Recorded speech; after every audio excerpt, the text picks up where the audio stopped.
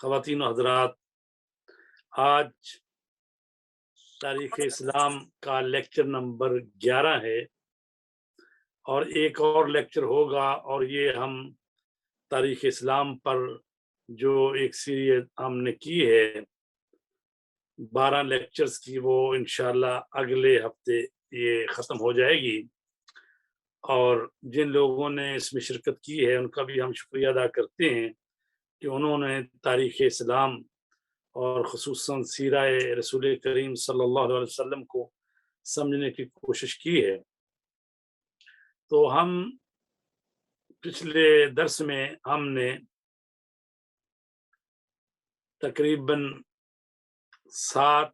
ہجری کے واقعات جو ہیں وہ بتا دیے تھے۔ 7 ہجری میں جنگ خیبر ہوئی ہے اور اس میں مسلمانوں کو فتح حاصل ہوئی، اور یہودی جو ہیں جزیہ دے کر وہاں رہنے کے لیے آمادہ ہو گئے، اور اس کے بعد اہل خیبر کی شکست کے بعد فدق کے یہودی کسی مقابلہ کے بغیر پیغمبر اکرم صلی اللہ علیہ وآلہ وسلم کے سامنے تسلیم ہو گئے، اور خیبریوں کے معاہدے کی طرح پیغمبر سے ایک معاہدہ کیا۔ اور چونکہ فدق کسی جنگ کے بغیر فتح ہوا تھا، یعنی فدق کی جو بستیاں یہودیوں کی، انہوں نے رسول پاک سے معاہدہ کر لیا کہ ہم کچھ جو باغات ہیں یہاں کے وہ آپ کو دے دیتے ہیں اور ہمیں رہنے دیں یہاں پر۔ تو چونکہ وہاں پر کوئی جنگ نہیں ہوئی، کسی مجاہد کے گھوڑے نے وہاں یعنی گھوڑے نہیں دوڑے اور کوئی جنگ و جدل نہیں ہوا، تو اس لیے وہ جو وہاں کی آمدنی ہے یا وہاں کے جو باغات ہیں یا جو کچھ وہاں سے ملا، اس کو کہتے ہیں مالف ہے، اور یہ خالصہ ہوتا ہے، یعنی رسول کریم صلی اللہ علیہ وآلہ وسلم کو وہاں کی جو آدھی آمدنی ہے وہ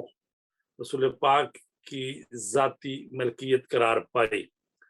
تو لہٰذا اس کے علاوہ بھی اور بھی جہاں سے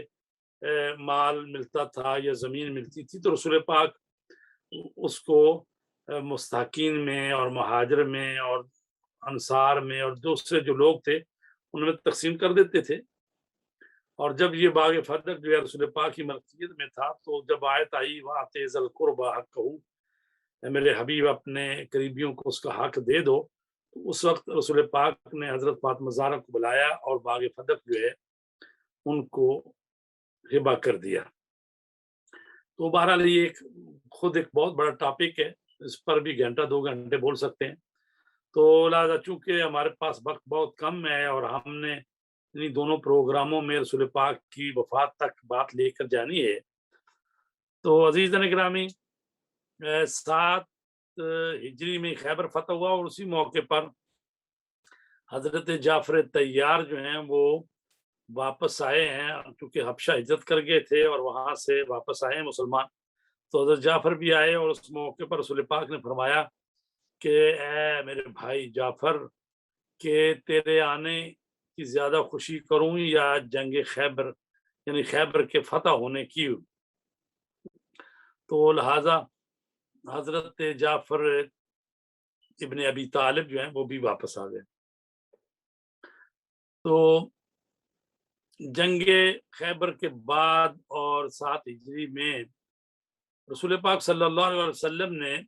اصل میں تو صلح حدیبیہ کے بعد اپنی عالمی رسالت کا آغاز کیا، اور دنیا کے شہنشاہان مملکت کو اسلام کی طرف دعوت دی۔ اس زمانے کے ملکوں میں ایران اور روم یہ 2 بڑی سپر طاقتیں سمجھی جاتی تھیں۔ کیسر روم تک پیغمبر اکرم کی نبوت کے بارے میں خبریں پہنچی تھیں، جس کی بنا پر وہ اسلام کی طرف مائل ہو گیا تھا، لیکن جب اس نے اپنی اس خواہش کا اظہار کیا کہ وہ مسلمان ہونا چاہتا ہے، تو اس سے عیسائیوں اور روم کی فوج کے بہت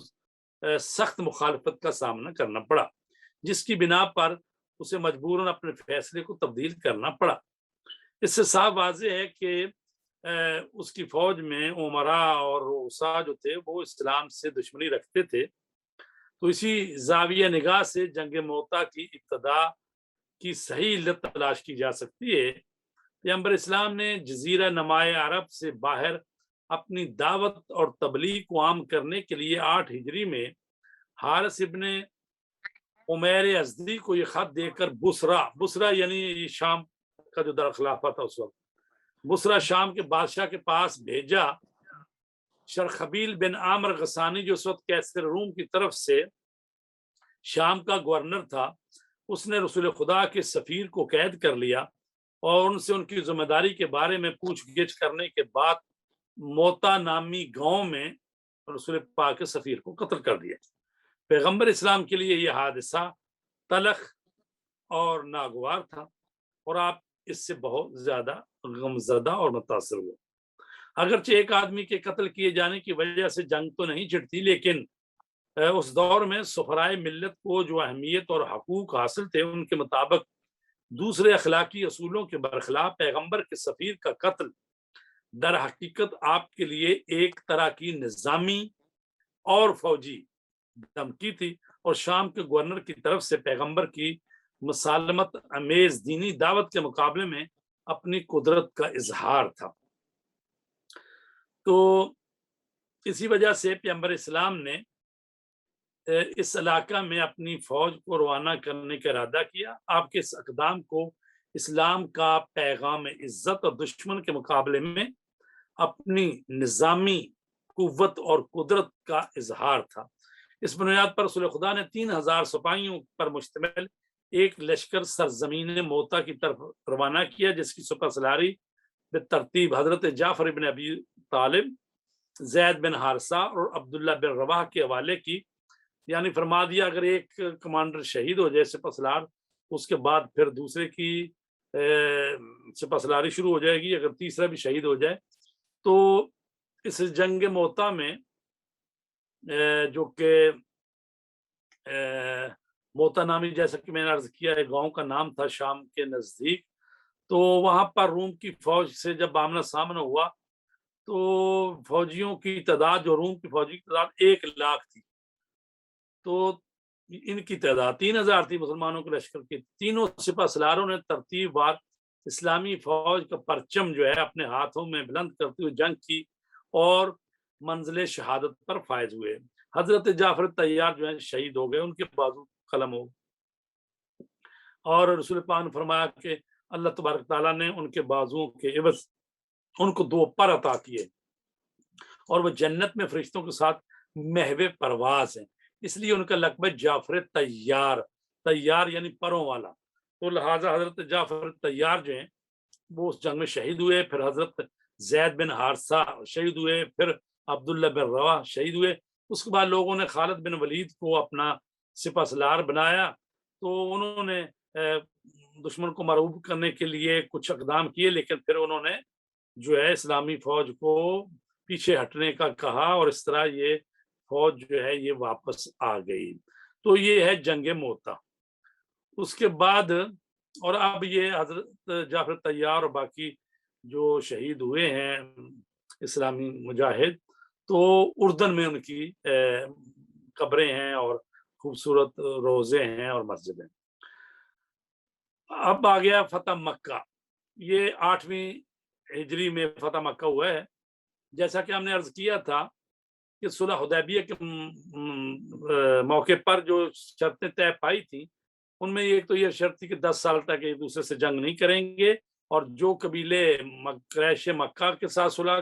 یعنی ان کے حلیف ہونا چاہتے ہیں ان کے حلیف ہو جائیں، اور جو پیغمبر اسلام کے حلیف ہونا چاہتے ہیں ان کے ہو جائیں، تو لہٰذا وہ ایک دوسرے پر حملہ نہیں کریں گے۔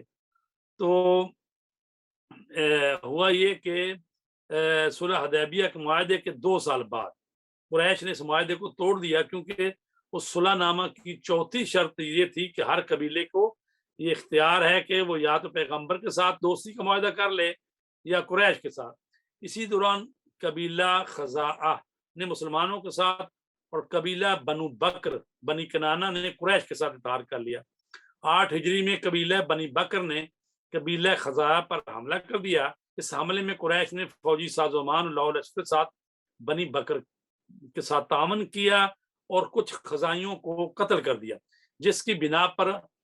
صلح حدیبیہ کا معاہدہ ٹوٹ گیا۔ اس کی وجہ سے قبیلہ خزاعہ کے سردار نے پیغمبر اسلام سے مدد طلب کی تو رسول پاک نے عمومی تعاون کا اعلان کر دیا اور ارادہ کیا کہ مکے پر حملہ کر دیا جائے، مگر اس حملہ کی اطلاع قریش کو نہ ہونے پائے اور دشمن کو اس بات کا پتہ نہ چلے اور مکہ کسی طرح خون ریزی کے بغیر قبضے میں آ جائے۔ تو اللہ سے دعا بھی کی کہ پروردگار اس کو مخفی رکھنا اور یہ ان کو پتہ نہ چلے قریش کے لوگوں کو۔ بہرحال پیغمبر اسلام نے لشکر اکٹھا کیا تو 10,000 کے قریب جو تھا وہ لشکر تھا وہ آپ لے کر مکہ کی طرف چلے، اور جب مر الزہرین کے مقام پر پڑاؤ ڈالا مکہ کے نزدیک، قریش کے جاسوس جو ہیں اس سے باخبر ابھی تک نہیں ہو سکے تھے۔ جب عباس رسول پاک کے چچا اس وقت تک وہ مکے میں تھے اور پھر وہ اس موقع پر جو ہے نا وہ ہجرت کر کے تو مدینے کی طرف جا رہے تھے کہ راستے میں جوفا کے مقام پر انہوں نے لشکر جو ہے اسلام کا آ رہا تھا مکہ کی طرف، تو وہاں ان کا آمنا سامنا ہوا، پھر وہ انہی کے ساتھ واپس مکہ کی طرف پلٹ آئے۔ اور اس موقع پر ابو سفیان سے ملاقات ہوئی اور اس نے کہا کہ اے عباس تیرے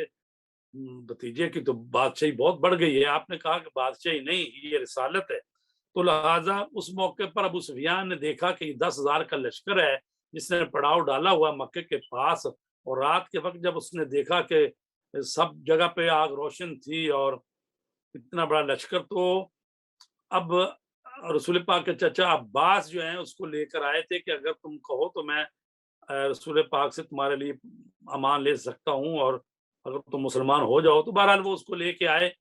تو اس نے دیکھا کہ اب چارہ ہی نہیں ہے کہ مارے جائیں گے سارے اگر یہ ان کے ساتھ مقابلہ کیا۔ تو بہرحال اس وقت جو ہے ابو سفیان جو ہے کلمہ پڑھ لیا اس نے، اور رسول پاک نے بھی کہہ دیا کہ اگر کوئی خانہ کعبہ حرم میں داخل ہو جائے اس کو بھی پناہ ہے، جو اپنے گھر کا دروازہ بند کر لے اس کو بھی پناہ ہے اور امن و امان ہے، اور جو ابو سفیان کے گھر میں آ جائے اس کو بھی ہم امان دیتے ہیں۔ تو اس طرح سے لشکر اسلام جو ہے وہ 10,000 کا لشکر جو ہے وہ مکہ میں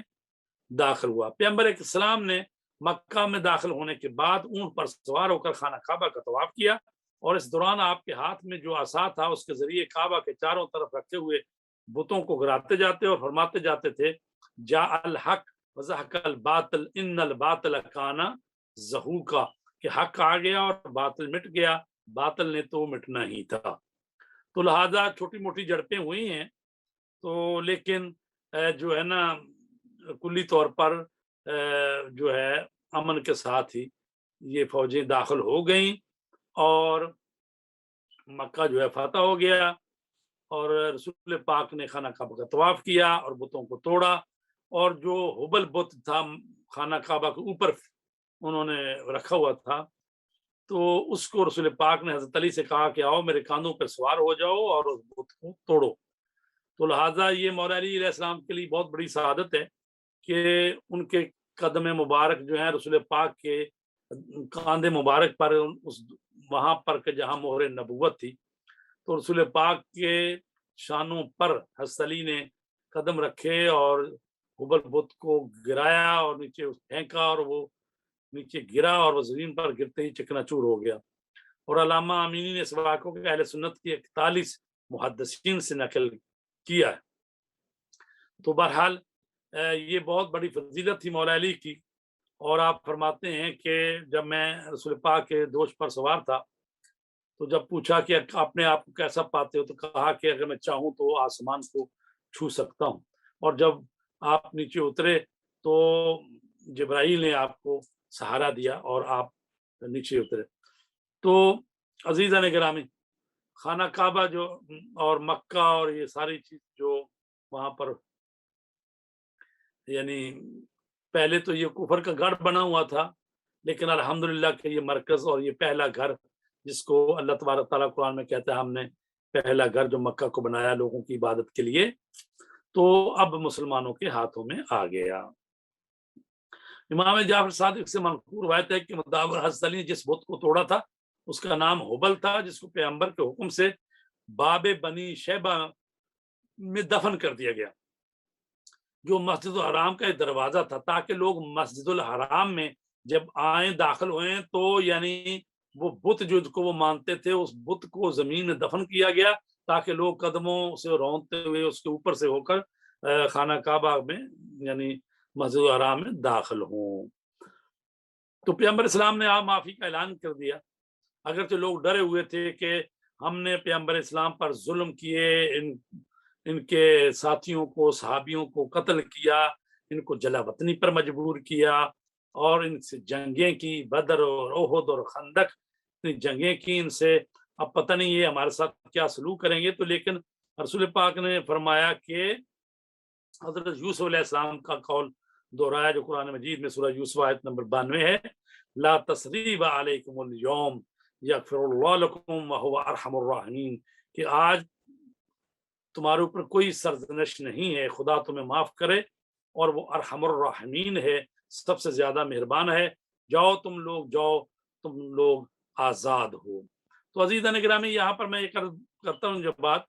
وہ یہ ہے کہ صحابی اس کو کہتے ہیں جو رسول پاک کی صحبت میں رہے ایمان کی حالت میں، اور دنیا سے جائے تو ایمان کی حالت میں جائے، اس کو کہتے ہیں صحابی۔ اور مہاجر اس کو کہتے ہیں جس نے مکہ سے ہجرت کی یا مکے سے حبشہ یا مدینہ ہجرت کی اور رسول پاک کا ساتھ دیا، اس کو کہتے ہیں مہاجر۔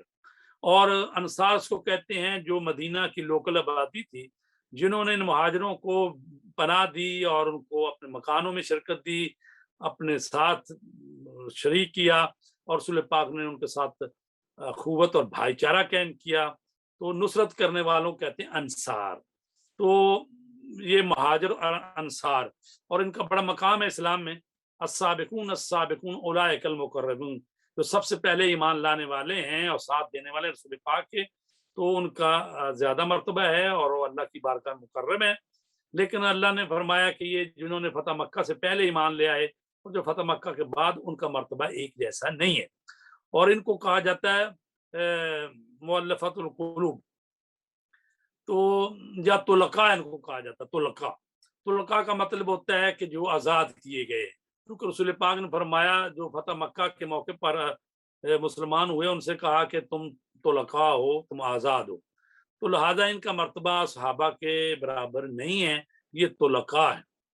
اور اسی لیے جب جنگ حنین ہوئی اور اس موقع پر کافی بھیڑ بکریاں اور مال غنیمت ملا، تو ابو سفیان اور معاویہ ان لوگوں کو رسول پاک نے 100 اونٹ دیا، تو اہل مدینہ نے کہا یا رسول اللہ، یہ ابھی تازہ مسلمان ہوئے ہیں تو ان کو ہم سے زیادہ مال مل رہا ہے۔ تو آپ نے فرمایا کہ تم اس بات پر خوش نہیں ہو کہ تم اللہ کے رسول کو لے کر جاؤ گے مدینہ اور یہ مال لے کر جائیں گے؟ تو ظاہر ہے جن کی ذہنیت جس طرح سے ان کے ساتھ اسی طرح ڈیل کیا گیا ہے۔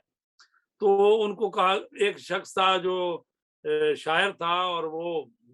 اس نے کچھ بات کی کہ بھئی یہ ہمیں کیوں نہیں مال کم مل رہا ہے، تو رسول پاک نے فرمایا کہ علی جاؤ اس کی زبان قطع کر دو۔ تو حضرت علی جو ہیں ہم اس کو لے گئے، اور لوگ سمجھ رہے تھے پتہ نہیں کیا اس کے ساتھ سلوک کریں گے، تو آپ اس کو لے گئے اور کہا کہ یہ اونٹ چل رہے ہیں، ان میں سے تم بھی 100 اونٹ لے لو، لیکن یاد رکھو کہ تم بھی طلقاء میں شمار ہو گئے، مہاجر اور انصار جو ہیں ان کو تو کم ملا ہے، تو یہ تو طلقاء جو ہیں ان کو زیادہ حصہ ملا ہے۔ تو اس نے کہا پھر میں یہ کام نہیں کرتا۔ تو لہٰذا یہ زبان بندی اس طرح سے ہوئی کہ اس کو کہا گیا کہ اگر تم 100 اونٹ تم لینا چاہتے تو لے لو۔ تو لہٰذا طلقاء جو تھے ابو سفیان اور معاویہ اور دوسرے لوگ، یہ طلقاء میں سے صحابی نہیں ہے یہ، لیکن افسوس کہ بعد میں ان کو صحابی بھی بنا دیا گیا اور ان کو کسی کو کاتب وحی قرار دے دیا گیا۔ یہ ساری فضیلتیں بعد میں گھڑی گئی ہیں، چونکہ حکومتیں ان کی تھیں، اور معاویہ نے خود بھی 19 سال گورنر رہا، 20 سال خلیفہ رہا، بنی امیہ خلیفہ بنا رہا، 40 سال اس نے حکومت کی ہے۔ تو لہٰذا جو اسلام چل رہا ہے وہ زیادہ تر جو ہے وہ معاویہ والا اسلام چل رہا ہے مسلمانوں میں، کیونکہ اسی کی حکومت تھی زیادہ، اور پھر 132 ہجری تک بنی امیہ کی حکومت رہی ہے۔ تو عزیزان گرامی، پیغمبر اسلام نے فتح مکہ کے بعد وہاں کے مسلمان عورتوں سے یہ عہد لیا کہ کسی کو خدا کا شریک نہ بنائیں، چوری نہ کریں، زنا نہ کریں، اپنے بچوں کو قتل نہ کریں، اپنے ناجائز بچوں کو بہتان اور ہیلے کے ذریعے اپنے شوہروں کے ساتھ न थोपें और नेक कामों में पैगंबर की नाफरमानी न करें। तो लिहाजा फतह मक्का हो गया और उसके जो आसार हैं, क्योंकि मक्का मुशरिकीन बल्कि इस्लाम मुखालिफ तमाम ताकतों का सबसे अहम अड्डा और सबसे मजबूत किला और मोर्चा था, और मुखालिफिन इस्लाम की असल हमायत और पुश्तपनाही यहीं से होती थी। इसी की बिना पर उनके हौसले बुलंद रहते थे। इस बिना पर इस शहर की पसपाई और शहर पर मुसलमानों का कब्जा तारीख इस्लाम में एक अहम बाब है, जिसके बाद ये बिल्कुल मुसल्लम होगा कि अब बुत परस्ती का कोई वजूद बाकी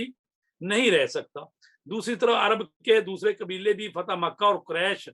जैसे बड़े कबीले के इस्लाम लाने के मुंतजर थे, और जिस वक्त मक्का फतह हुआ और कुरैश मुसलमान हो गए तो हर तरफ से तमाम कबाइल के नुमाइंदे यके बाद दीगरे दायरे इस्लाम में दाखिल हो गए। सिर्फ दो कबीले हवाजन और सकीफ के अलावा तमाम अरब कबाइल जो हैं इस्लाम के मुकाबले में इताअत का इजहार किया। और ये जो कबीले थे इनमें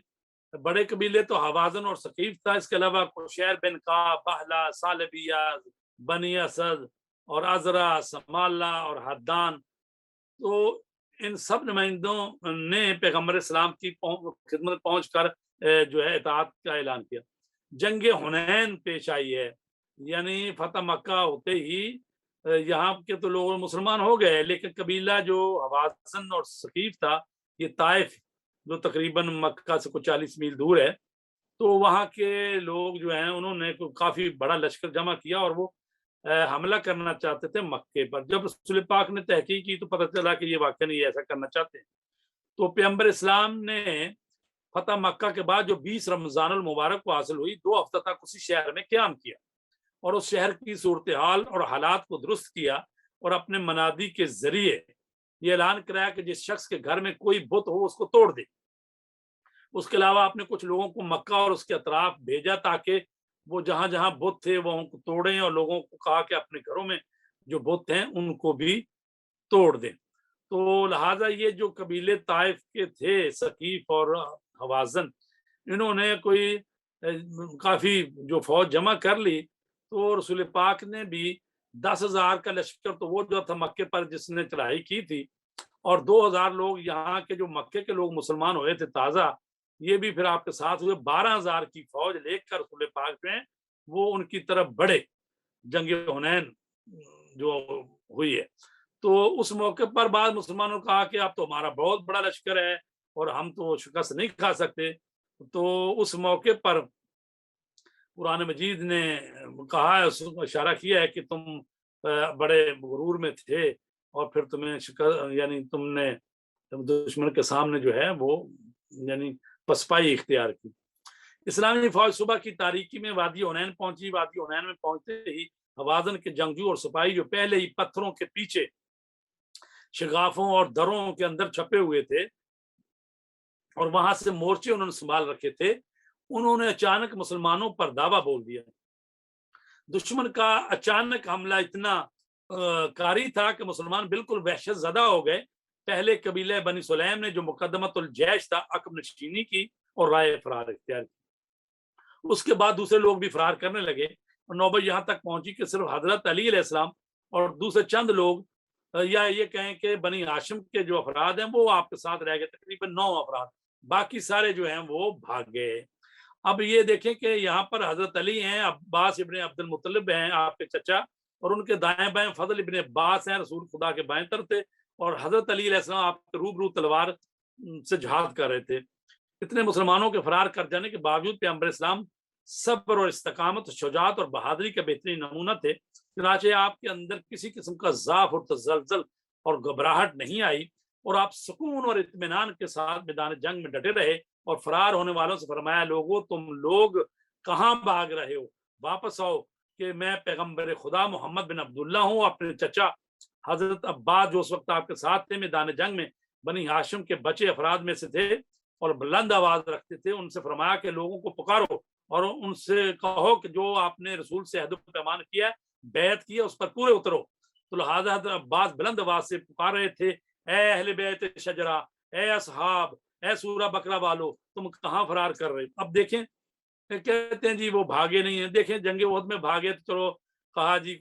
قرآن مجید میں آیتیں آ گئی کہ اللہ نے معاف کر دیا، اور پھر کہا کہ بھی شجرہ جو بیعت شجرہ ہوئی ہے 6 ہجری میں صلح حدیبیہ کے موقع پر، اور اس وقت بھی کہا کہ تم بیعت کر رہے ہو تو جنگ سے جو ہے پسپائی اختیار نہ کرنا، کچھ نہ دکھانا اور جنگ سے بھاگنا نہیں ہے۔ لیکن آپ یہ دیکھیں کہ جنگ حنین میں پھر وہی مسئلہ ہو گیا کہ جو ہے جب حملہ ہوا تو جنگ میں رسول پاک کو تنہا چھوڑ کے بھاگ گئے، اور رسول پاک جو ہے کہ ان کو بلا رہے ہیں کہ آ جاؤ واپس آ جاؤ، تو جب بہت زیادہ بلایا گیا پھر آہستہ آہستہ جو ہے واپس آنا شروع ہو گئے۔ تو اسی اسنا میں جو وہ لشکر تھا حنین کا، اور ان کا جو سپہ سالار تھا بڑا بہادر آدمی تھا، وہ حضرت علی کے ہاتھوں مارا گیا، اور خداوند متعلق کی غیبی امداد کے ذریعے حوازن کی فوج کو بہت سخت شکست کا سامنا کرنا پڑا، اور 4000 اسیر وہاں ہوئے، 12,000 اونٹ، بہت زیادہ مال غنیمت مسلمانوں کے ہاتھ لگا۔ کہا گیا ہے کہ بعض نے تو کہا 24,000 اونٹ اور 40,000 گوسفند بھیڑ بکریاں اور 4,000 وہ چاندی، اور یعنی چیزیں، بہت مال ملا وہاں سے۔ تو پروردگار عالم نے ارشاد فرمایا ہے کہ پروردگار عالم نے بہت سارے مواقع پر تمہاری مدد کی، اور حنین کے دن بھی کہ جب تمہاری کثرت نے تم کو غرور میں مبتلا کر دیا، لیکن تم سے اس نے کوئی خطرہ دور نہیں کیا، اور زمین اپنی تمام وسعتوں سمیت تمہارے اوپر تنگ ہو گئی، اور تم دشمن کو پیٹھ دکھا کر فرار ہو گئے۔ سورہ توبہ کی آیت نمبر 25 اور 26 میں۔ تب پروردگار عالم نے اپنے رسول اور مومنین کے اوپر اپنا سکون نازل کیا، اور ایسے لشکر نازل کیے جن کو تم نے نہیں دیکھا، اور جن لوگوں نے کفر اختیار کیا تو ان پر عذاب نازل کیا، اور کافرین کی سزا یہی ہے۔ تو عزیزان گرامی، یہ ہے جنگ حنین۔ اب آ جائیں جنگ تبوک کی طرف، یعنی 9 ہجری کو یہ جنگ تبوک، اگرچہ جنگ ہوئی نہیں ہے لیکن فوجی ریہرسل تھی، تو اس میں یہ ہوا کہ جنگ موتا جو ہم نے عرض کیا کہ وہ 8 ہجری میں ہوئی ہے، اور جس میں حضرت جعفر طیار اور زید بن حارثہ اور عبداللہ بن رواح شہید ہوئے ہیں، اور کہتے ہیں کہ 8 افراد اس میں شہید ہوئے اس جنگ میں۔ تو چونکہ وہ شہنشاہ روم جو تھا اور اس کا گورنر وغیرہ، تو ان سے خطرہ تھا کہ وہ حملہ نہ کر دیں، چونکہ ظاہرہ کو اس وقت 2 بڑی سپر طاقتیں تھیں، ایران اور روم، اور وہ دونوں یہ نہیں چاہتے تھے کہ تیسری قوت جو ہے وہ ابھر کے آئے، تو لہٰذا اطلاعیں ملتی تھی کہ وہ فوج جمع کر رہا ہے۔ تو اس سلسلے میں آپ نے جو ہے حکم دیا کہ ہم جنگ تبوک کے لیے جائیں گے، تو اس طرح سے لوگوں کو کہا کہ اکٹھے ہوں اور جنگ کا خرچہ وغیرہ اور اس کے وسائل اکٹھے کریں۔ تو تقریباً جو ہے وہ 30,000 کا لشکر جو ہے آپ نے آمادہ کر لیا۔ ایسے نامناسب وقت اور حالات کے باوجود مسلمانوں نے بہت ہی اخلاص، لگن، انتہائی جوش و جذبہ سے آپ کی مدد کی۔ تقریباً 30,000 کی فوج 10,000 گھوڑوں اور 12,000 اونٹوں کے ساتھ روانگی کے لیے تیار ہو گئی۔ اس کے برخلاف منافقوں نے نہ صرف یہ کسی عذر کے بغیر میدان جنگ کی طرف حرکت نہیں کی، بلکہ انہوں نے دوسرے لوگوں کو بھی مختلف بہانوں، جیسے گرمی زیادہ ہے وغیرہ وغیرہ، اور موسم ایسا ہے کہ پھل پک گئے ہیں، تو کئی بہانے بنائے۔ اچھا، تو مولا علی کو رسول کریم صلی اللہ علیہ وسلم نے اپنا جانشین قرار دیا مدینے میں، اور 30,000 کے لشکر کو لے کر جو ہے روانگی کے لیے سوچ رہے تھے۔ تو ایسے میں جو تھے منافق، انہوں نے کہا حضرت علی سے رسول پاک ناراض ہو گئے ہیں، ان کے ادھر چھوڑ دیا ہے۔ حضرت علی تشریف لائے مقام جرح پہ، جو مدینے کے 3 میل باہر جہاں پر لشکر اکٹھا ہو رہا تھا۔ تو وہاں کہا یا رسول اللہ، میں ہر جنگ میں آگے رہتا تھا، اور آپ مجھے مدینے میں چھوڑ کے جا رہے ہیں عورتوں اور بچوں میں۔ تو آپ نے فرمایا علی، کیا آپ اس بات پر خوش نہیں ہیں؟ انت منی بمنزلۃ ہارون من موسیٰ الا انہ لا نبی بعدی۔ اے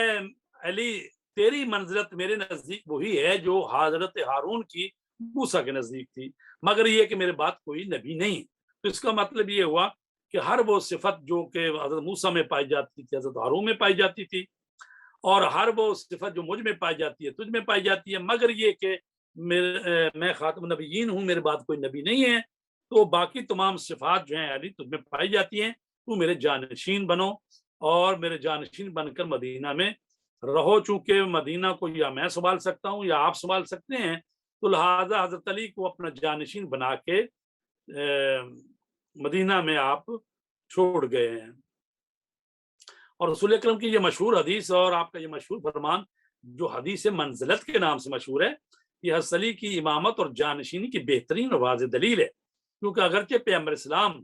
یہ فرمان صرف ایک خاص واقعہ یعنی سفر تبوک سے متعلق تھا، لیکن اس میں مستثنا منقطع اس بات کی دلیل ہے کہ حضرت علی صرف عہدہ نبوت کے علاوہ دوسرے تمام عہدوں میں، جس میں سے ایک پیغمبر کی جانشینی بھی ہے، جناب موسیٰ کے بھائی جناب ہارون کے مثل اور برابر ہے۔ تو عزیزان گرامی، یہ کافی لمبا سفر تھا، تقریباً کچھ 600 میل کا سفر تھا یہ، اور اس میں پہاڑ اور راستے دشوار اور پانی کی تنگی اور تشنگی، تو لہٰذا اس جنگ تبوک کو غزوۃ الاسرا یعنی مشکلات کی جنگ بھی کہا جاتا ہے۔ تو بہرحال جب وہاں پہنچے ہیں تو دیکھا کہ ان کی فوج تو نہیں آئی۔ رسول پاک 20 دن وہاں پر رہے ہیں، 20 دن تبوک میں آپ نے قیام کیا ہے، اور اس مدت میں اہلا کے حاکم اور سرزمین جربہ اور ازرخ کے لوگوں سے صلح کا معاہدہ کیا اور انہوں نے جزیہ ادا کرنے کا عہد کیا۔ اس کے علاوہ پیغمبر اسلام نے ایک مختصر فوجی نقل اور حرکت کے ذریعے دومت الجندل کے مقتدر بادشاہ کے ساتھ ایک صلح نامہ پر دستخط کیے، اور وہ بھی جزیہ اور ٹیکس دے کر آپ کے سامنے تسلیم ہو گیا۔ غزوہ تبوک رجب 9 ہجری میں پیش آیا ہے، جس کے کچھ مناظر جو ہیں سورہ توبہ میں منعکس ہوئے ہیں، خاص طور سے اس میں وہ دشواریاں، مشکلات اور فوج کے کوچ کرنے سے پہلے یا اس کے بعد مسلمانوں کی سستی، کاہلی، منافقین کی خیانت اور گڑبڑ سب شامل ہیں۔ اسی طرح مسجد زرار کا مشہور واقعہ بھی غزوہ تبوک کے ساتھ ہی پیش آیا، جس کا ذکر سورہ توبہ کی آیت نمبر 107 کے بعد ذکر ہوا ہے۔ تو اس موقع پر جو ہے منافقین نے ایک مسجد بنا لی تھی اور کہا کہ یا رسول اللہ اس کا افتتاح کریں۔ آپ نے فرمایا جنگ تبوک کے بعد آؤں گا، اور جب آئے آپ تو اللہ نے کہا کہ یہ مسجد زرار ہے اسلام کو نقصان پہنچانے کے لیے، یہ دشمنوں نے ایک سازش کی ہے، اس مسجد میں آپ قدم بھی نہ رکھیں۔ تو لہٰذا رسول پاک نے اس مسجد کو گرا دیا، اور وہاں پر کوڑا کرکٹ پھینکنے والا وہ جو ہے نا، جیسے ہوتے ہیں وہاں ڈرم پڑے ہوتے ہیں، کارپوریشن نے محلوں میں رکھے تھے کوڑا کرکٹ پھینکنے والے، یعنی مسجد وہ مسجد نہیں ہے جو اسلام کی تباہی کا باعث ہو، جو منافقت پھیلائے۔ تو لہٰذا رسول پاک نے اس مسجد کو گرا دیا۔ تو عزیزان گرامی، کیا جنگ تبوک سے آثار اور نتائج جو حاصل ہوئے؟ پیغمبر اکرم نے اس سفر میں حجاز اور شام کے سرحدی علاقوں کے قبائل اور سرداران قوم سے صلح کا معاہدہ کر کے ان علاقوں کی امنیت کو یقینی بنا دیا۔ آپ کو یہ اطمینان ہو گیا اب یہ لوگ کیسر روم سے ساز باز نہیں کریں گے۔ 2، آپ کے اس فوجی نقل و حرکت سے اسلامی فوج کے سپہ سالار اس علاقے کی مشکلات اور راہ و روش اور پانی کے ذخائر سے اچھی طرح واقف ہو گئے، اور انہوں نے زمانے کی بڑی طاقتوں کے مقابلے میں لشکر کشی کا طریقہ بھی سیکھ لیا۔ یہی وجہ ہے کہ پیغمبر اسلام کی وفات کے بعد مسلمانوں نے سب سے پہلے جس علاقے کو فتح کیا وہ شام کا علاقہ تھا۔ تیسری چیز، اس عمومی رضاکارانہ مشن میں مومن اور منافق کی باقاعدہ پہچان ہو گئی، اور مسلمانوں کے صفوں میں ایک طرح کا تصفیہ ہو گیا، اور کھرے اور کھوٹے کی پہچان ہو گئی۔ 4، اسلامی فوج کے اندر اعتماد نفس پیدا ہوا، اور ان کا اعتبار بڑھ گیا، اور دوسرے عرب قبائل بھی اسلام کی طرف مائل ہو گئے، اور ان کے نمائندے پیغمبر اسلام کی خدمت میں جوک در جوک آتے رہے۔ اسی لیے 9 ہجری کو کہا جاتا ہے کہ عام الوفود، یعنی وہ سال جس میں وفد آتے رہے، لوگوں کے گروہ آتے رہے اور اسلام میں داخل ہوتے ہیں۔ جیسے ہے نا کہ اذا جاء نصر اللہ والفتح ورأيت الناس يدخلون في دين الله افواجا فسبح بحمد ربك واستغفره انه كان توابا۔ تو لوگ گروہ آتے رہے اور مسلمان ہوتے رہے۔ تو جس طرح فتح مکہ جزیرہ نما عرب میں اسلام کے نفوذ اور اس کی وسعت کا اہم ترین موڑ تھا، اسی طرح جنگ تبوک بھی اسلام کے راستے میں دوسرا اہم قدم تھا، کیونکہ یہ نقل و حرکت جو در حقیقت ایک بڑی فوجی مشق کی حیثیت رکھتی تھی، اس سے مسلمانوں کی فوجی قوت اور طاقت میں اعتماد میں اضافہ ہوا، اور سب نے یہ سمجھ لیا کہ اسلام کی فوجی طاقت اس منزل تک پہنچ چکی ہے کہ جو دور دراز علاقوں میں پہنچ کر دنیا کی بڑی سی بڑی طاقت سے ٹکر لے سکتی ہے، اور اس فوجی نقل و حرکت کا سیاسی، فوجی اور نظامی اثر اتنا زیادہ تھا کہ پیغمبر اسلام کے واپس مدینے پہنچ جانے کے بعد بہت سے قبیلوں کے سردار اور جو ابھی مسلمان نہیں ہوتے انہوں نے بھی سمجھ لیا کہ اب شرک اور بت پرستی کی کوئی گنجائش نہیں رہ گئی، تو لہٰذا لوگ آتے گئے اور مسلمان ہوتے رہے۔ اور مشرکین سے برات کا اعلان، تو فتح مکہ کے بعد توحید کے پھلنے پھولنے اور شرک اور بت پرستی کو جڑ سے خاتمے اور دوسرے خرافات اور باطل نظریات کے خاتمے کے لیے تو سورہ برات کی آیتیں نازل ہوئی ہیں۔ تو پہلے تو رسول پاک نے وہ حضرت ابو بکر کو دی کہ یہ آیتیں جاؤ اور مکے میں حج کے موقع پر لوگوں کے سامنے پڑھو مینا میں۔ تو بعد میں جبرائیل امین آئے اور اللہ کا یہ حکم پہنچایا کہ لا یؤدیک عنکا الا انت اور رجل منکا،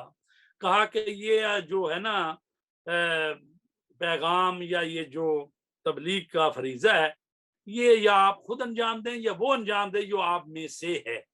تو آپ نے حضرت علی کو اپنا اونٹ دیا اور اس پر ان کو سوار کرایا، کہا جاؤ اور جا کے ابو بکر سے وہ آیتیں لو اور تم جا کے پڑھو۔ اچھا، جب وہ پہنچے ہیں وہاں تو ابو بکر سے کہا کہ رسول پاک نے کہا ہے کہ بھئی وہ آیتیں میرے حوالے کرو، مجھے جا کے پڑھنی۔ تو وہ واپس آ گئے اور رسول پاک سے پوچھا کہ کیا میرے متعلق کوئی آیت آئی تھی؟ آپ نے فرمایا ہاں جبرائیل آئے تھے، انہوں نے کہا کہ یا میں اس ماموریت کو انجام دوں یا وہ جو میرے خاندان سے ہے۔ تو لہٰذا حضرت علی جو ہے وہاں پر گئے اور انہوں نے جا کر وہاں پر پڑھا۔ تو وہ جو چیز تھی وہ کیا تھی کہ رسول پاک نے جو لوگوں سے معاہدے کیے ہوئے تھے اس کے حوالے سے بات تھی، اور اس کے علاوہ یہ تھا کہ جو تھے کافر ان کو 4 مہینے کی مہلت دی گئی تھی کہ 4 مہینے کے اندر اندر مسلمان ہو جاؤ یا یہاں چھوڑ دو، اور آئندہ جو ہے کوئی بھی خانہ کعبہ کا طواف برہنہ اور ننگے ہو کر خانہ کعبہ کا طواف نہیں کرے گا۔ تو مشرکوں سے بیزاری کا اظہار کیا، اسی لیے سورہ برات یعنی سورہ توبہ جو ہے اس کے ساتھ بسم اللہ الرحمن الرحیم نہیں ہے، کیونکہ اس میں مشرکین سے جو ہے وہ برات کا اعلان کیا گیا تھا۔ تو حضرت علی علیہ السلام نے جو مکہ میں داخل ہوئے اور 10 ذی الحجہ کو سورہ برات کی آیات حاجیوں کے عام مجمع کے درمیان پڑھ کر سنایا اور پیغمبر اسلام کا جو الٹیمیٹم تھا وہ ان تک پہنچا دیا۔ نمبر 1، خدا اور پیغمبر اسلام مشرکین سے بیزار اور دور ہے۔ 2، آئندہ سال کسی مشرک کو حج کرنے کا حق نہیں۔ نمبر 3، کسی شخص کو برہنہ ہو کر طواف کعبہ کرنے کی اجازت نہیں۔ نمبر 4، مشرکین کو آج سے لے کر 4 مہینے تک یہ مہلت ہے کہ وہ اپنی پناہ گاہ اور اپنی سرزمین کی طرف لوٹ جائیں، اور 4 مہینے کے بعد کسی مشرک کے لیے کوئی عہد و پیمان نہیں رہے گا مگر وہ لوگ جو رسول اللہ سے عہد و پیمان رکھتے ہیں، ان لوگوں کا معاہدہ اس کی معینہ مدت تک اپنی پرانی شکل میں باقی رہے گا، کوئی کافر جنت میں نہیں جا سکتا۔ تو یہ 5 نکاتی سمجھ لیں کہ یہ الٹیمیٹم تھا جو آپ نے دیا۔ اچھا، اس کے بعد یہ ہے نجران کے عیسائی جو ہیں، جیسا کہ میں نے عرض کیا کہ صلح حدیبیہ کے بعد پیغمبر اسلام نے عالمی تبلیغ شروع کر دی، یعنی علاقے کے جتنے بھی بڑے بڑے رؤسا اور جو ایران کا بادشاہ، روم کا بادشاہ، شام کا بادشاہ اور اسی طرح دوسرے جو علاقے کے بادشاہ اور رئیس تھے ان کو خط لکھے، تیسرا اپنی تبلیغ کو آپ نے جہانی کر دیا۔ اسی طرح آپ نے ایک خط جو ہے نجران کے عیسائیوں کے نام بھی لکھا کہ میں اللہ کا رسول ہوں اور مجھ پر ایمان لے آؤ، اور آپ نے اس میں آیتوں کا حوالہ بھی دیا کہ جس میں حضرت ابراہیم، حضرت اسماعیل، حضرت اسحاق، یعقوب کے خدا کی حمد و ثنا کے ساتھ اور اس سے اور دوسرے عیسائیوں سے یہ تقاضا کیا اور خواہش کی کہ بندوں کی عبادت سے پرہیز کرتے ہوئے خداوند عالم کی اطاعت کریں اور بندوں کی ولایت و بندگی سے نکل کر خدا کی بندگی کریں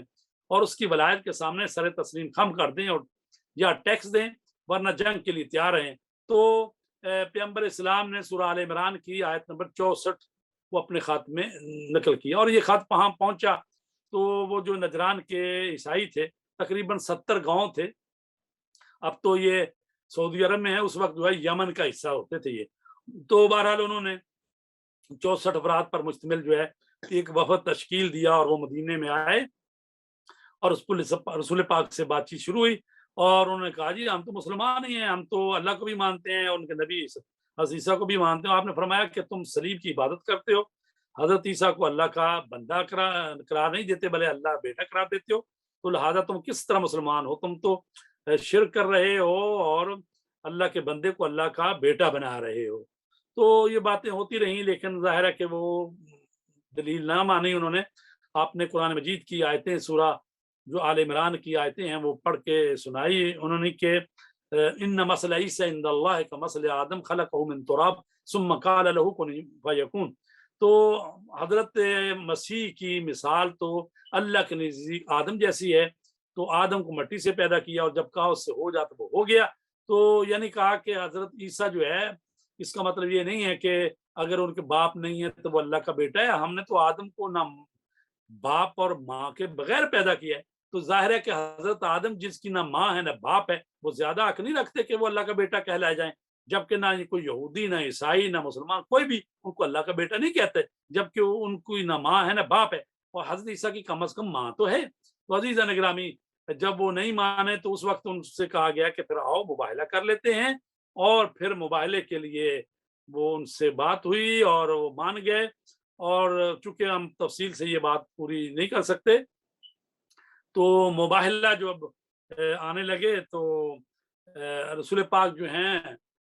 حضرت علی کو، جناب فاطمہ زہرا کو، حضرت حسنین شریفین کو، یہی پنجتن پاک جو ہیں طیبہ اور نفوس قدسیہ، یہ آئے، اور بی بی عائشہ روایت کرتی ہیں کہ رسول پاک نے گھر سے جانے سے پہلے ایک کالا یعنی کملی ان کے اوپر اوڑی اور کہا اللہم ہؤلاء اہل بیتی، پروردگار یہ ہیں میرے اہل بیت۔ تو لہٰذا یہ ہستیاں میدان مباہلہ میں آئی، اور آیت میں تو پوری گنجائش تھی، آیت تو کہہ رہی ہے قل تعالوا ندعو ابناءنا وابناءکم ونساءنا ونساءکم وانفسنا وانفسکم ثم نبتہل ونجعل لعنۃ اللہ علی الکاذبین۔ آج تو یہ کہہ رہی ہے اپنے بیٹوں کو لو، ہم اپنے بیٹوں کو لاتے ہیں، تم اپنی عورتوں کو لاؤ، ہم اپنی عورتوں کو لاتے ہیں، تم اپنی جانوں کو لاؤ، ہم اپنی جانوں کو لاتے ہیں، اور پھر اللہ کی بارگاہ میں گڑ گڑائیں گے اور جھوٹوں پر اللہ کی لعنت قرار دیں گے۔ تو ظاہر ہے کہ اگر کوئی اور خاتون ہوتی اس منزلت میں، اس کو صدیقہ طاہرہ ہوتی، تو ظاہر ہے اس کو لے کر آتے رسول پاک، کیونکہ نساء کی بات کی گئی ہے۔ اور اسی طرح ابنانا یعنی تین سے زیادہ بیٹے بھی اس میں شامل ہو سکتے ہیں، لیکن صرف حسنین شریفین میں گئے۔ تو لہٰذا یہ وہ ہستیاں تھیں کہ جو اس آیت کے معیار پر پوری اترتی تھیں۔ اور جب انہوں نے دیکھا عیسائیوں نے کہ یہ تو اپنے خاندان کو لے کر آئے ہیں، تو عیسائیوں کے راہب نے کہا کہ ان سے مباہلہ نہ کرنا، خدا کی قسم ہے تو وہ چہرے دیکھ رہا ہوں کہ اگر یہ پہاڑ سے بھی کہہ دے اپنی جگہ سے ہٹ جائے تو پہاڑ بھی اپنی جگہ سے ہٹ جائے۔ لہٰذا انہوں نے مباہلہ نہیں کیا اور انہوں نے جزیہ دینا قبول کر لیا اور اپنے آپ کو اور اپنے مذہب کو بچا گئے۔ تو عزیزان گرامی، 10 ہجری جو ہے حجۃ الوداع اس میں ہوا ہے، اور حج اسلام کا ایک عبادی اور سیاسی رکن ہے جس کے بانی حضرت ابراہیم تھے۔ اس کتاب یعنی اللہ تبارک تعالیٰ نے جو حج فرض کیا ہے، میں عرض کروں کہ ایسا نہیں تھا کہ شروع میں ہی نماز بھی فرض ہو گئی، یعنی کہا گیا قولوا لا الہ الا اللہ تفلحوا، لا الہ الا اللہ کا ہو فلاح پا جاؤ گے۔ اس کے بعد پھر یہ ہے کہ معراج کے موقع پر نمازیں واجب ہوئی ہیں تقریباً یعنی 10 سال بعد، اور اس کے بعد جب آپ مدینے آ گئے ہیں تو وہاں 2 ہجری میں روزے فرض ہوئے ہیں، 4 ہجری میں شراب حرام ہوئی ہے، اور اسی طرح پھر کچھ 6 ہجری میں یا 7 ہجری میں جا کے حج واجب ہوا ہے۔ تو اس طرح سے تدریجی طور پر یہ مراحل طے ہوئے ہیں۔ تو حج اسلام کا ایک بنیادی اور سیاسی رکن ہے۔ تو رسول پاک جو ہے اپنا آخری حج کرنا چاہتے تھے تاکہ لوگوں کو حج کے ارکان اور مناسک سکھا دیں۔ آپ نے اعلان کر دیا میں حج کرنے جانا چاہتا ہوں، تو لہٰذا مدینہ اور قرب و جوار سے قبیلے اور دوسرے لوگ سب جمع ہوئے، تقریباً 90,000 لوگ، اور اسی طرح یمن سے اور مصر سے اور شام سے اور اسی طرح عراق سے اس لوگ جو ہیں وہ پہنچے۔ تو حج کے موقع پر تقریباً جو ہے وہ 1,40,000 کا مجمع تھا۔ تو چونکہ حج جو ہے وہ اس حج تو کرتے تھے قریش کے لوگ، لیکن اس میں بڑی بڑی خرافات اور بدعتیں ایجاد کر دی تھیں، اور بعض تو قریش جو ہیں وہ عرفات میں نہیں جاتے تھے، اور بعض جو ہیں وہ नंगे होकर तवाफ करते थे। तो ये चीज़ें सारी मौजूद थी। रसूल पाक ने हज किया और लोगों को हज के जो अरकान हैं, अरकान है वो सिखाए। तो अरफात के मैदान में हाजियों के जमे गफीर में एक बहुत ही अहम और तारीखी खुतबा इरशाद फरमाया, और उसके दौरान बहुत से अहम मसाइल पर आपने रोशनी डाली और बार बार ताकीद और वसीयत फरमाई। इसमें से एक ये है कि जब आपने ज़ी हिज्जा और ख़ास तौर से इस रोज़ अरफा की अज़मत और क़ुद्दास का तमाम हाज़रीन से इतराफ़ लिया, फरमाया है लोगों, जब तक तुम लोग खुदा से मुलाकात न कर लो, तुम सब लोगों के खून, अमवाल, नामूस और आबरू बिल्कुल इस महीने और इस दिन की हुर्मत और क़ुद्दास की तरह मोहतरम है, और इसमें से किसी पर तजावज़ करना हराम है। आपने फरमाया जाहिलियत में बहाए जाने वाले खून का बदला इस्लाम के ज़माने में नाकाबिल इजरा है, और रबा सूद लेना यानी हराम है। इसी तरह आपने हराम महीनों में तब्दीली और उनको मौखर करने का सबब कुफर में अफराद को करार दिया, और फरमाया कि ये बात भी आज के बाद ममनू है। औरतों के हकूक़ के बारे में ताकीद और वसीयत फरमाई, औरतों के साथ नेक बर्ताव करो क्योंकि वो तुम्हारे हाथों में खुदा की अमानतें हैं, कवानीन इलाही के ज़रिए तुम्हारे ऊपर हलाल हुई हैं। उसके बाद फरमाया हाज़रीन गायबीन तक मेरा ये पैगाम पहुँचा दें कि मेरे बाद कोई पैगम्बर नहीं और तुम मुसलमानों के बाद कोई उम्मत ना होगी। इसके बाद आपने जाहिलियत के रस्म व रिवाज और अकायद को बिल्कुल बातिल और कालादम करार दिया। तो जैसा कि बुजुर्ग मुहद्दिसीन और मुफस्सिरीन ने बयान किया है कि आया मुबाहिला के नज़ूल के बाद पैगम्बर इस्लाम के साथ 4 लोग मुबाहिला के लिए आए थे, और उनके लिए बहुत बड़ी अजीम और फजीलत है। तो वो अहले बैत अतहार थे। तो अज़ीज़ान गिरामी, ये वाक़या गदीर जो है उसको हम बयान करने जा रहे हैं क्योंकि हमारे पास मिनट 10 ही हैं। तो हम कोशिश करते हैं कि इसको आज या बताएं, और उसके बाद जो अगला आखिरी हमारा लेक्चर होगा उसमें रसूल पाक की वफ़ात और उनके हवाले से जो इक़दामात हुए और किस तरह रसूल पाक के साथ सलूक किया गया, वो इंशाअल्लाह अगले लेक्चर में हम बयान करेंगे। तो हज्जतुल विदा के वापसी के बाद 18 ज़ुल्हिज्जा के दिन जुफ़ा से 3 मील के फासले पर सरजमीन गदीर खुम में जब आप आए हैं, तो आयत आई है सूरह माइदा की आयत नंबर 67 है। या अय्युहा रसूल बल्लिग मा उनज़िला इलैका मिन रब्बिक व इन लम तफ़अल फमा बल्लगता रिसालता वल्लाहु यासिमुका मिनन नास इन्नल्लाह ला यहदिल कौमल काफिरीन, कि जिसमें कहा गया है कि अल्लाह के रसूल वो पैगाम पहुंचा दें जो आपके रब की तरफ से आप पर नाज़िल हो चुका है। अगर आपने इस पैगाम को नहीं पहुंचाया तो गोया आपने रसालत का कोई काम अंजाम नहीं दिया, और आप इस पैगाम को पहुंचाने में यानी किसी किस्म की हिचकिचाहट न करें। वल्लाहु यासिमुका मिनन नास, अल्लाह आपको इंसानों के शर से महफूज रखेगा, और खुदा काफिर कौम की हिदायत नहीं करता। तो तकरीबन वहां पर 1,20,000 के करीब लोग थे। तो आपने सबको उस मैदान में गदीर खुम में जो है उस गर्मी के बावजूद वहां पर उनको रोका, और आप खुद एक प्लानों का मेंबर बनाया गया, उस पर आप तशरीफ ले गए नमाज ज़ोहर के बाद, और उसमें आपने फरमाया कि पहले तो आपने फरमाया कि करीब है कि फरिश्ता अजल आ जाए और मैं अल्लाह की आवाज़ पर लब्बैक कहूँ और मैं इस दुनिया से चला जाऊं। तो गोया कि ये सारी चीज़ जो है तकरीबन वसीयत के तौर पर अंजाम पा रही थी। तो आपने कहा कि क्या मैंने अपनी तबलीग तुम पर नहीं पहुंचा दी, जो अल्लाह का फरमान था, तमाम नमाज, रोज़ा, हज, ज़कात सब। तो लोगों ने कहा बेशक अल्लाह के रसूल आपने तबलीग कर दी। उसके बाद आपने फरमाया अलस्तु औला बिकुम मिन अनफुसिकुम, क्या मैं तुम पर तुम्हारी जानों से ज्यादा इख्तियार नहीं रखता। और ये रसूल पाक जो है सूरह अहज़ाब आयत नंबर 6 का हवाला दे रहे हैं, जिसमें कहा गया नबी औला बिल मोमिनीन मिन अनफुसिहिम, नबी जो है वो मोमिनीन पर उनकी जानों से ज्यादा इख्तियार रखते हैं, और नबी की बीवियां मोमिनीन की माएँ हैं। तो वो आयत है। तो इसमें औला बिल तसर्रुफ की बात हो रही है कि यानी नबी को मोमिनीन की जानों पर उनसे ज्यादा हक हासिल है। जब ये फरमा चुके तो उसके बाद हज़रत अली को, जो के मिंबर पर आपके साथ ही खड़े थे, आपने हज़रत अली का हाथ बुलंद किया और मुसलमानों को उनके आइंदा रहबर और खलीफा के हवाले से पहचानवाते हुए फरमाया कि मन कुन तो मौला हो फहाजा अली उन मौला, जिसका मैं मौला उसके ये अली मौला है। और उसके बाद फरमाया अल्लाहुम्मा वाल मन वाला वाद मन आदा वंसुर मन नसरा वखजुल मन खजला, ए अल्लाह जो अली को दोस्त रखे उसको दोस्त रख, जो अली से दुश्मनी करे उसका दुश्मन बन जा, जो अली को छोड़ दे उसको जलील कर दे। तो लिहाजा इस मौके पर फिर जब हजरत अली की इमामत और वलायत का ऐलान कर दिया, उस मौके पर कुरान मजीद की सूरह माइदा की आयत नंबर 3 नाज़िल हुई, अल यौम अकमलतु लकुम दीनकुम व अतममतु अलैकुम निअमती व रज़ीतु लकुमुल इस्लाम दीना। आज हमने दीन को मुकम्मल कर दिया, नेमत पूरी कर दी, और अल्लाह तबारक तआला ने फरमाया कि मैं दीन इस्लाम से राजी हो गया। तो लिहाजा अगर अली मौला की इमामत और वलायत का ऐलान ना किया जाए तो दीन मुकम्मल नहीं होता, नेमत पूरी नहीं होती, अल्लाह राजी नहीं होता। तो अजीज़ान गिरामी, ये वाक़या जो है 18 ज़ुल्हिज्जा को पेश आया रसूल पाक की वफ़ात से 70 दिन पहले, यानी अहले तशी शियों के हवाले से, और क्योंकि अहले सुन्नत कहते हैं 12 रबीउल अव्वल को, तो इसका मतलब तकरीबन 84 दिन हो जाएंगे। तो रसूल पाक के 84 दिन पहले ये वाक़या जो है पेश आया है, और इसके लिए अलामा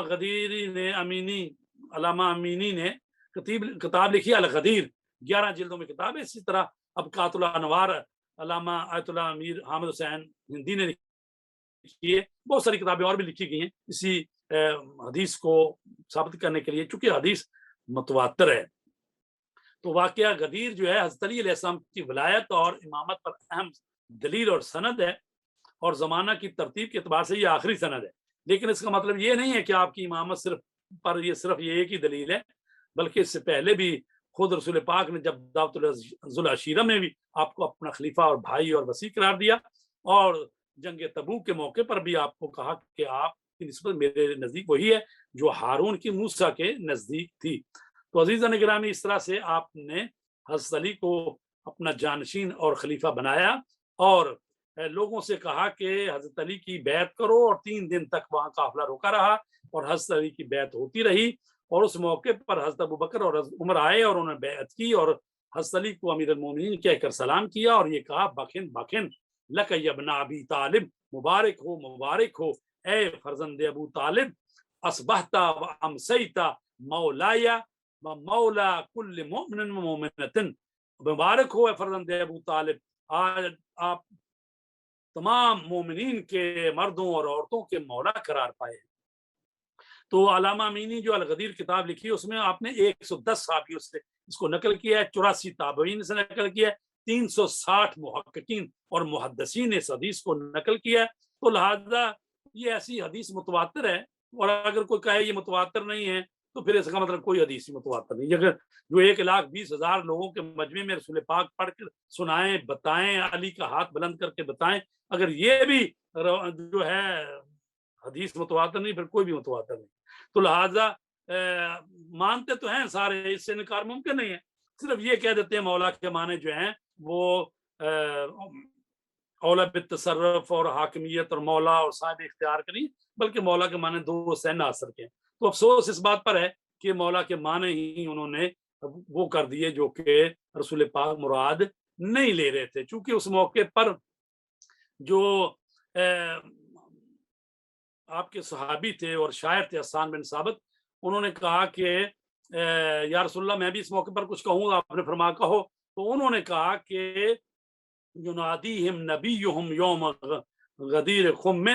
के गदीर खुम के दिन नबी ने नदा की, और ये नदा देने वाला कितना गरां कदर है। और उन्होंने जब पूछा तुम बताओ तुम्हारा मौला कौन है, तो लोगों ने कहा कि हमारा मौला अल्लाह है, आप हमारे वली हैं, और आप जो कहेंगे हम पलक झपकने से पहले आपकी आवाज पर लब्बैक कहेंगे। फिर आपने कहा कुम या अली फाइन्ननी रजी, तो ए अली उठो, मैं इस बात पर राजी हूं कि मिन बादी इमामन व हादिया, कि मैं तुमको अपने बाद इमाम और हादी बनाता हूँ। लिहाजा सहाबा कराम वहां जो मौजूद थे वो तो मौला के माने इमाम और हादी और साहिब इख्तियार ही समझ रहे थे। ये तो बाद की बातें हैं कि जब उस तरह से हुआ नहीं जिस तरह से रसूल पाक ने कहा था, तो बाद में चूंकि खलीफा साजी हुई और सकीफा बनी सादा पर खलीफा बना लिया गया, और एक अलहदा ही लैन चल पड़ी और गदीर को फरामोश कर दिया गया। उसके बाद ये तावीलें हुई हैं कि मौला के माने दोस्त के हैं, नासर के हैं, जबकि रसूल पाक ने जो माना किए हैं, और जो चूंकि कहते हैं जी रसूल पाक ने फरमाया अल्लाहुम्मा वाले मन वाला, ए अल्लाह अली को जो दोस्त रख उसको दोस्त रख, तो ये तो दोस्ती की बात हो रही है। हम कहते हैं ये हदीस के झैल का हिस्सा है। सदर का हिस्सा क्या है, यानी हदीस का पहला हिस्सा क्या है, پہلا حصہ ہے الست اولى بكم من انفسکم، کیا میں تم پر تمہاری جانوں سے زیادہ اختیار نہیں رکھتا؟ تو پہلے اولا ہے پھر مولا ہے، تو یعنی تم پر تمہارا حاکم مقرر کرنے کے لیے یہ فرما رہا ہوں۔ تو عزیزان گرامی، رسول پاک نے خطبہ دیا، وہ جو 1 گھنٹے سے زیادہ خطبہ ہے، خطبہ غدیر، اس کو پڑھیں تو پھر آپ کی آنکھیں کھلیں کہ کس طرح سے آپ نے حضرت علی کی امامت کا اعلان کیا، ان کے بچوں حسن حسین کی امامت کا اعلان کیا، امام مہدی تک سب کی بات کی اس میں۔ تو افسوس اس بات پر ہے کہ غدیر کو مانا نہیں گیا اور رسول پاک نے جو فرمایا تھا اس پر عمل نہیں ہو سکا۔ تو عزیزان گرامی، 5-4 منٹ اگر آپ کو یہ آپ نے مسئلہ یعنی پوچھنا ہے یا کوئی سوال کرنا ہے تو کر لیں، اس کے بعد پھر ہم وائنڈ اپ کرتے ہیں اس کو۔